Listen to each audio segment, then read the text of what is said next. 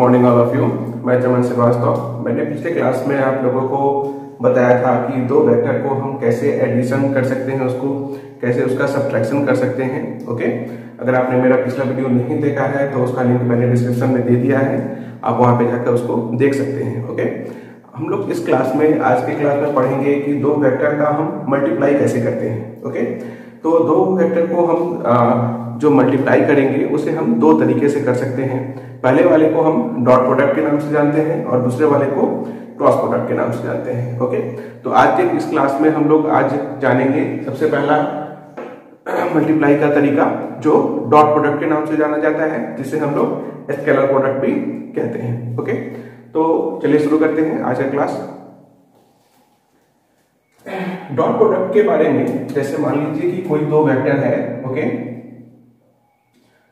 जो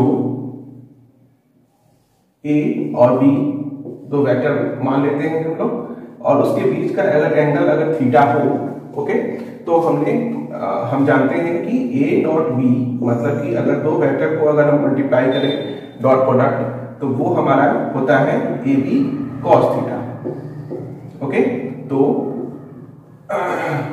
ये हमारा डॉट प्रोडक्ट कहलाता है। ओके, डॉट प्रोडक्ट में हमेशा इस बात का ध्यान देना होगा कि दो जो फिजिकल क्वांटिटी हम लेते हैं ये हमारा वेक्टर होता है। ओके, और जो हमारा प्रोडक्ट मिलेगा वो स्केलर होता है, जिसके कारण से हम लोग इसको स्केलर प्रोडक्ट भी कहते हैं। ओके, और उसको हम लोग डॉट प्रोडक्ट के नाम से भी जानते हैं। अब हम लोग देखेंगे इसके कुछ प्रॉपर्टीज के बारे में। ओके, तो प्रॉपर्टीज में पहला नंबर आता है कि अगर मान लीजिए कि हम लोग जैसे जान रहे हैं A dot B is equal to A B cos theta है। ओके, मतलब कि ए डॉट बी दो वेक्टर का हमने डॉट प्रोडक्ट निकाला और उसके मैग्नीट्यूड से मल्टीप्लाई किया और उसके कोसाइन से। ओके, तो यहाँ पे अगर हम theta is equal to 0 degree अगर ले लें, दैट मीन्स ये हमारा क्या होगा, दोनों वेक्टर हमारे पैरेलल होंगे।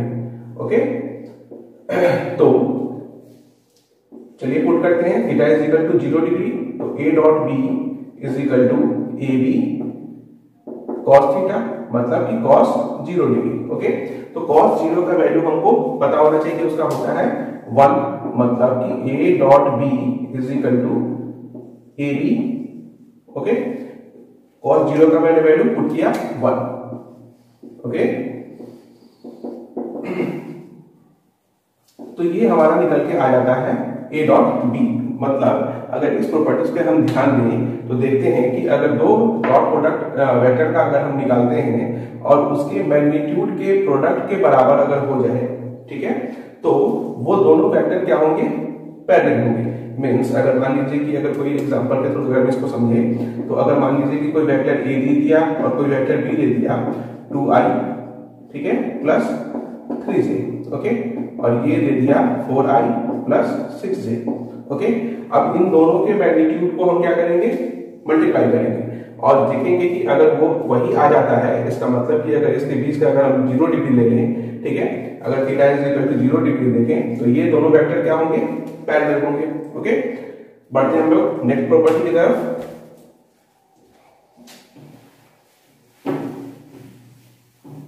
नेक्स्ट प्रॉपर्टी कहता है हमारा कि अगर मान लीजिए कि जैसे कि हमने अभी बनाया कि theta is equal to 0 degree लिया। ओके, अब मान लेते हैं सेकंड चीज कि theta is equal to 90 degree पे क्या होगा, तो theta is equal to 90 degree पे क्या होगा, ए डॉट बी हमारा दो वेक्टर को प्रोडक्ट हमने किया डॉट प्रोडक्ट, और यहाँ पे हम लेंगे ए बी कॉस 90। ओके, तो 90 का वैल्यू हमें पता होना चाहिए, A dot B is equal to cos 90 का वैल्यू होता है हमारा 0। ओके, तो ये वैल्यू हो गया 0। ओके, इसका मतलब ये हमारा जो डॉट प्रोडक्ट निकल के आ गया वो 0 आ गया। इसका मतलब होगा कि जो हमारा ए वेक्टर है वो परपेंडिकुलर है किस पे, वेक्टर बी पे। ओके, मतलब कि दोनों वेक्टर के बीच का जो एंगल है 90 डिग्री है। इससे हम लोग आसानी से फाइंड आउट कर सकते हैं कि जब भी दो वेक्टर का हम डॉट प्रोडक्ट निकालते हैं अगर वो 0 के बराबर हो जाए तो हम समझते हैं कि वो दोनों वेक्टर एक दूसरे पे क्या है, परपेंडिकुलर है। ओके, और अगर उसके मैग्नीट्यूड्स की ही इक्वल आ जाए हमारा, जैसे कि हमने पिछले केस में देखा था, तो वो दोनों वेक्टर क्या होंगे, पैरेलल होंगे। तो कभी कभी क्वेश्चन इस पे आता है कि चेक कीजिए कि ये दो वेक्टर पैरेलल है या फिर परपेंडिकुलर है। तो हम यहाँ पे theta is equal to 0 degree लगाएंगे पैरेलल के लिए और theta is equal to 90 degree लगाएंगे परपेंडिकुलर के लिए। ओके, बढ़ते हैं हम लोग नेक्स्ट प्रॉपर्टी की तरफ। तो ये हमारा बताता है, ये हमारा कम्यूटेटिव लॉ को फॉलो करता है। ओके, कम्यूटेटिव लॉ को मैंने पिछले क्लास में भी बताया था क्या होता है ये, मतलब कि कम्यूटेटिव लॉ में क्या होगा कि जब भी दो वेक्टर को हम लोग जैसे कि लिख सकते हैं a dot b, okay, is equal to ab cos theta. a अगर हम इस चीज को उलट दें मींस b डॉट a कर दें, ओके, तो ये हमारा ba cos थीटा हो जाएगा और ये दोनों एक दूसरे के बराबर होगी means ab is equal to ba होगा, a डॉट b बराबर होगा b डॉट a के। ये हमारा कम्यूटेटिव लॉ को बताता है। ठीक है, ये हमने इसलिए बता रहा हूं, ये इसलिए बता रहा हूं मैं क्योंकि ये चीज बहुत इंपॉर्टेंट है, क्योंकि मैंने बताया था पिछले बार की वेक्टर के बेसिक कंसेप्ट में कि जो भी वेक्टर का हमारा एडिशन या फिर सब्ट्रैक्शन या फिर मल्टीप्लिकेशन होता है तो वो यूनिक अलजेब्रिक कैलकुलेशन के थ्रू होता है। ओके, मतलब कि वो जरूरी नहीं है कि 2 into 3 16 हो जाए। ओके, लेकिन कुछ केस में ऐसा, जैसे कि हम स्केलर प्रोडक्ट में पढ़ेंगे कि यहाँ पे a डॉट b हो सकता है कि b डॉट a के बराबर नहीं हो, sorry a cross a b cross a के बराबर नहीं हो सकता है। ओके, तो इसलिए इस चीज को हमें ध्यान में रखना है कि कौन कम्यूटेटिव लॉ को फॉलो कर रहा है या फिर नहीं कर रहा है। ओके, बढ़ते हम लोग फोर्थ प्रॉपर्टी की तरफ। तो हमारा डॉट प्रोडक्ट क्या करता है, कम्यूटेटिव लॉ को फॉलो करता है। ओके, उसके बाद बढ़ते हैं हम लोग डिस्ट्रीब्यूटिव लॉ की तरफ। तो डिस्ट्रीब्यूटिव लॉ कहता है हमारा कि अगर मान लीजिए कि दो वेक्टर अगर दिया हुआ है और तीसरा वेक्टर, ओके, मतलब कि हम a डॉट और दो वेक्टर को हम ऐड करके ब्रैकेट में ये करते हैं। ओके, अब इसको मल्टीप्लाई अगर करें तो a dot b and a dot c, मतलब हम चाहे तो इसमें जो डिस्ट्रीब्यूटिव लॉ है, जो सिंपल अलजेब्रिक लॉ हमारा कहलाता है, उसको वो फॉलो करता है। ओके, मतलब कि a को b से मल्टीप्लाई किए a डॉट b, a को फिर c से मल्टीप्लाई किए a डॉट c। ओके, बढ़ते हैं हम लोग नेक्स्ट प्रॉपर्टी की तरफ।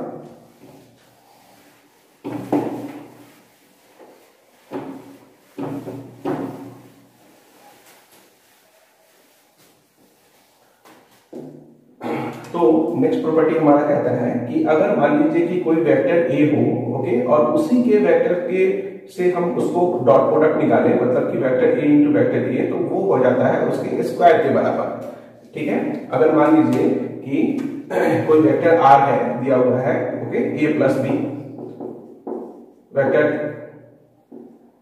ओके, अब हमें मान लीजिए कि r डॉट r निकालना है। ओके, तो हम r डॉट r कैसे निकालेंगे, a प्लस b का होल स्क्वायर हो जाएगा मींस यहाँ पे a square plus b square plus 2ab को ये फॉलो करेगा, मतलब सिंपल अलजेब्रिक रूल को भी ये फॉलो करेगा। ओके, बढ़ते हैं हम लोग नेक्स्ट प्रॉपर्टी की तरफ। नेक्स्ट प्रॉपर्टी ये काफी हमारा इंपॉर्टेंट है, क्यों, क्योंकि इसमें हम लोग निकालने जा रहे हैं dot product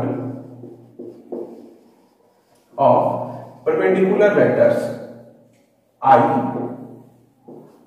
j and k, जिसके बारे में मैंने पिछले क्लास में आप लोगों को बताया था कि जो हमारा ऑर्थोगोनल कंपोनेंट या फिर रेक्टेंगुलर कंपोनेंट जिसे कहते हैं, और उस पे हम लोग कैसे इसको ड्रॉ करते हैं, ये हमारा यूनिट वेक्टर होता है। ओके, जिसका मैग्नीट्यूड 1 होता है। ओके, अब हम लोग यहाँ पे इसका देखेंगे कि इसके डॉट प्रोडक्ट को हम कैसे फाइंड आउट करते हैं। ओके, तो सबसे पहला थिंग मतलब कि i डॉट i, ओके, मतलब कि सेम क्वांटिटी से अगर आप हम उसको मल्टीप्लाई करें तो वो बराबर होगा j डॉट j के, ओके, और फिर वो k डॉट k के भी बराबर होगा, और ये बराबर होगा इसके 1 के। मतलब यहाँ पे होता क्या है, i डॉट i अगर हम करें तो यहाँ पे cos 0 डिग्री का वैल्यू हम लोग लेते हैं। ओके, मतलब ये एक दूसरे के पैरेलल होते हैं, इसीलिए हम लोग cos 0 डिग्री लिए, और cos 0 डिग्री का चूंकि वैल्यू 1 होता है और ये आपस में तो यूनिट वेक्टर है ही, ओके, तो इसका वैल्यू हमारा निकल के आ जाता है 1। लेकिन अगर अदर केस हम लें, जैसे कि फॉर एग्जांपल अगर मान लीजिए कि i डॉट j अगर हम लोग ले लेते हैं, ठीक है, या फिर j डॉट k ले लेते हैं, ओके, या फिर हम लोग k डॉट i ले लेते हैं, ओके, ये हम उल्टा भी कर सकते हैं, जे डॉट आई, या फिर जैसे कि हमने बताया था कि आपको कम्यूटेटिव लॉ को भी फॉलो करता है, तो आई डॉट जे या फिर जे डॉट आई दोनों इक्वल ही होंगे वो। तो ये हमारा वैल्यू निकल के आ जाता है 0। क्यों? क्योंकि आई डॉट जे हम जब निकालते हैं तो वहां पे हमारा cos 90 होता है, मतलब एक दूसरे पे ये परपेंडिकुलर होते हैं, जैसे कि हमने बताया भी परपेंडिकुलर वेक्टर है एक दूसरे पे, तो एक दूसरे पे परपेंडिकुलर होंगे तो उसका वैल्यू क्या होगा हमारा 0 होगा। ठीक है, तो इस बात का ध्यान रखना है हमें, मतलब कि डॉट प्रोडक्ट जब भी हम निकालेंगे यूनिट वेक्टर आई जे के का, तो हम जब भी उसके उसी के मल्टीप्लाई करेंगे, उससे आई का आई से मल्टीप्लाई करेंगे, जे का जे से करेंगे, के का के से करेंगे, तो उसका वैल्यू निकल के आएगा हमारा 1। ओके, अब हम लोग थोड़ा सा देख लेते हैं इसमें बेस्ड ऑन, जैसे कि हम मान लीजिए कि किसी वेक्टर को हम लोग लिखते हैं, तो हमने पिछले क्लास में भी बताया था आप लोगों को, अगर कोई वेक्टर आपको लिखना है ए और वेक्टर बी जिसका एक्स एक्सिस वाई एक्सिस और जेड एक्सिस पे जो हमारा प्रोजेक्शन है वो क्या है, ए एक्स है, फिर ए वाई है और फिर ए जेड है। ओके, इसका जो है एक्स कंपोनेंट पे प्रोजेक्शन बी एक्स है, इसका बी वाई है और इसका बी जेड है। ओके, और अगर इसको हम प्रोडक्ट इसका वेक्टर को लिखना चाहें तो हम क्या करते हैं, आई वाले के साथ आई, एक्स वाले के साथ आई प्रोडक्ट आई लगाते हैं, वाई वाले के साथ जे और जेड वाले के साथ के लगा देते हैं। सेम थिंग हम लोग वेक्टर बी के साथ करेंगे। तो ये था हमारा वेक्टर लिखने का तरीका। ओके, जो कि मैंने पिछले क्लास में आप लोगों को समझाया भी था। ओके, अब हम देखते हैं कि इसका ए डॉट बी हमको कैसे फाइंड आउट करना है। Okay, now A dot B अगर हमको निकालना हो इसका, ठीक है, तो हम क्या करेंगे, जैसे कि फॉर एग्जांपल हमने आपको बताया था अगर इन दोनों को मल्टीप्लाई करना है, ओके, तो मल्टीप्लाई करने के लिए हम सिंपल अलजेब्रिक रूल लगाते हैं, मतलब इसका इससे मल्टीप्लाई करेंगे, मतलब मान लीजिए कि चलिए हम इसको पूरा लिखते हैं ए एक्स ए वाई और ए जे प्लस ए जेड के। ओके, ये हो गया हमारा वेक्टर ए, फिर डॉट प्रोडक्ट हम निकालेंगे वेक्टर बी का, that means B X I and B Y J and B Z के।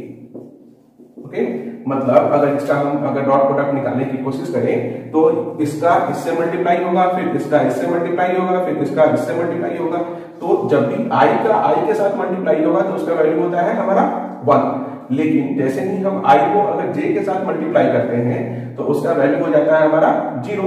ओके, तो हम क्या करेंगे, जब भी मल्टीप्लाई करेंगे तो इसको इससे मल्टीप्लाई करेंगे, फिर इसको इससे मल्टीप्लाई करने की जरूरत नहीं है क्योंकि इसका हम लोग को वैल्यू पहले ही पता है कि इसका वैल्यू 0 होगा, तो फिर इसको इससे भी मल्टीप्लाई करने की जरूरत नहीं है। तो सिंपल हम क्या करेंगे कि आई को आई के साथ, जे को जे के साथ एंड के को के के साथ मल्टीप्लाई करेंगे।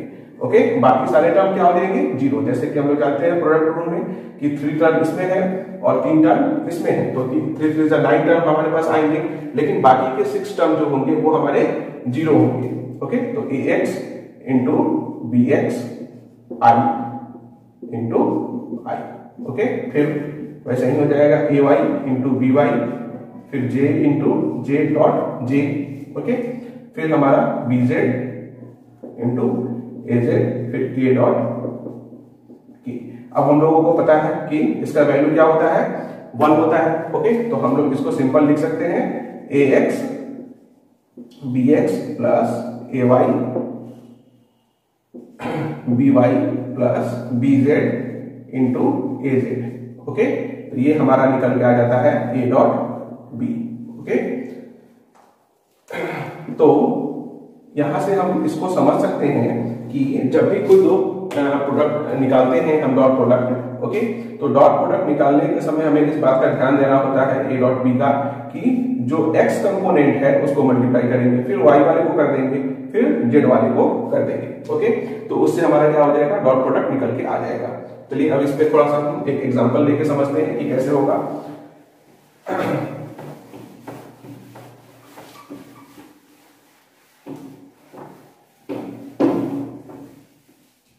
मान लेते हैं कि कोई दो वेक्टर अगर दिया हुआ है, कोई भी वेक्टर आप मान सकते हैं 2i plus 3j plus 4k, sorry, okay, vector d is equal to मान लीजिए दिया हुआ है -2i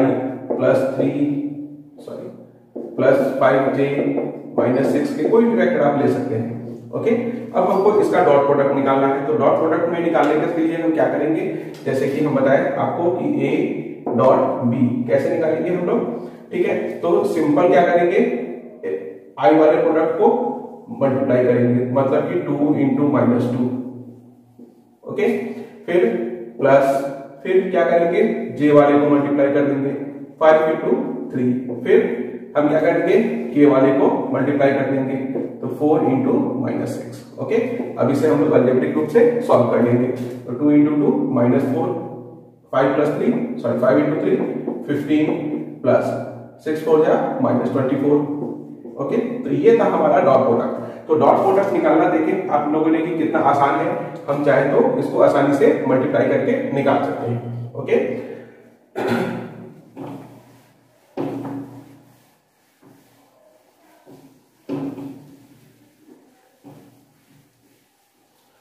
अब हम लोग बढ़ते हैं थोड़ा नेक्स्ट प्रॉपर्टी की तरफ। नेक्स्ट प्रॉपर्टी हमारा कहता है कि अगर मान लीजिए कि जैसे हम लोगों ने बताया आपको, जैसे हम लोगों ने जाना कि A dot B is equal to हमारा ए बी कॉस थीटा था, ओके। अब इसमें हमारा जो भी है वो कौन कौन से टर्म आ रहे हैं, ओके। हमको सबसे पहला टर्म आ रहा है ए डॉट बी, ओके, और फिर ए और फिर बी, ओके, फिर कॉस थीटा, ओके। तो अगर मान लीजिए कि यहां से हमें अगर ये दो चीज दिया हुआ हो तो हम इसके बीच का एंगल भी फाइंड आउट कर सकते हैं।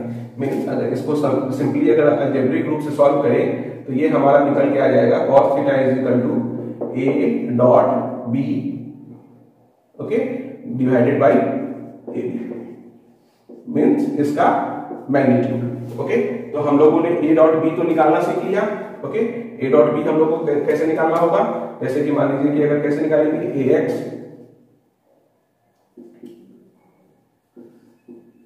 ए वाई और ए जेड मान लेते हैं, ओके।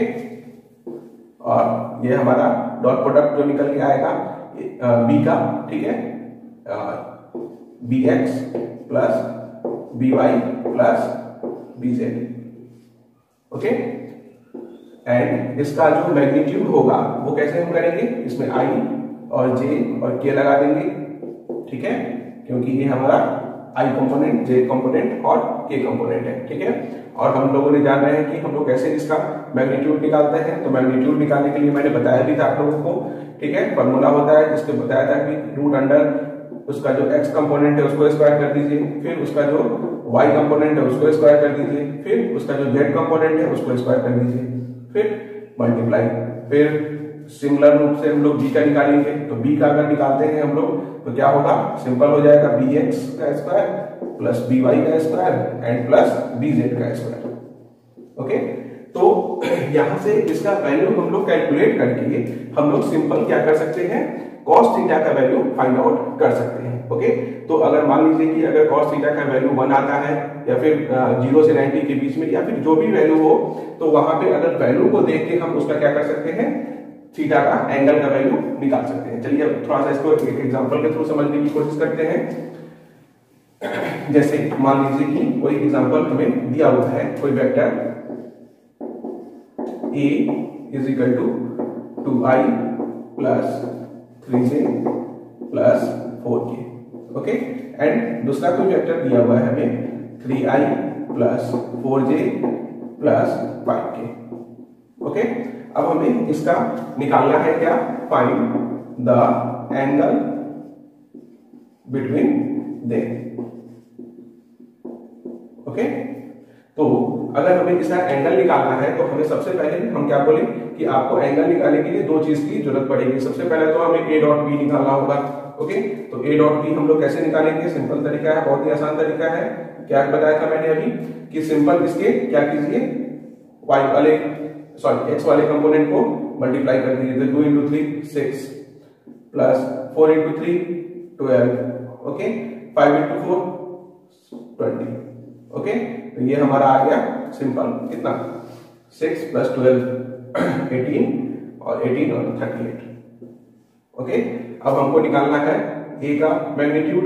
तो ए का मैग्नीट्यूड कैसे निकालेंगे, रूट अंडर, ओके, इसका स्क्वायर 2 का square 4 9 and 16 and root under 29 हो गया, ओके। एंड फिर वेक्टर बी का निकालेंगे। तो वेक्टर बी का क्या हो जाएगा 9 16 और ये 25, तो ये हो जाएगा रूट अंडर 50। ओके, अब हमें सिंपल अगर हमको क्या निकालना है, cos थीटा निकालना है, तो cos theta is equal to, अब क्या करेंगे, दोनों वैल्यू पुट कर देंगे। तो a डॉट b हमने पहले ही निकाला हुआ है जिसका वैल्यू हमें 38 आया है, तो 38 बाई a का मैग्नीट्यूड हमने ऑलरेडी निकाल चुका है जो कि 29 है। ओके, फिर इनटू रूट अंडर 50। अब इसे अलजेब्रिक रूप से सॉल्व करके हम cos इनवर्स इसे निकाल सकते हैं। ओके, तो देखें आपने कि यहाँ पे हम अगर दो वेक्टर अगर हमें दिया हुआ हो तो उसके बीच का हम क्या कर सकते हैं, एंगल को भी निकाल सकते हैं। ठीक है, अगर मान लीजिए कि इसका वैल्यू अगर 0 आता है तो मैंने पिछले बार में बताया आप लोगों को कि वो परपेंडिकुलर होगा। ओके, अगर मान लीजिए कि वही प्रोडक्ट आ जाता है ए बी, ओके, इसका मतलब कि वो दोनों पैरेलल होंगे, इसका मतलब कि दोनों वेक्टर के बीच का एंगल जो होगा वो 0 डिग्री के बराबर होगा। ओके, तो डॉट प्रोडक्ट में हम लोग और भी नेक्स्ट क्लास में और भी न्यूमेरिकल को सॉल्व करेंगे और देखेंगे कि कैसे सॉल्व होता है अलग अलग टाइप के न्यूमेरिकल्स को। ठीक है, अगर आपको इस टाइप में कोई और न्यूमेरिकल में जिसमें डाउट हो, ठीक है, तो आप उसको कमेंट सेक्शन में बताइए, मैं उसको एक डाउट क्लास में क्लियर करने की कोशिश करूंगा। Okay, thank you.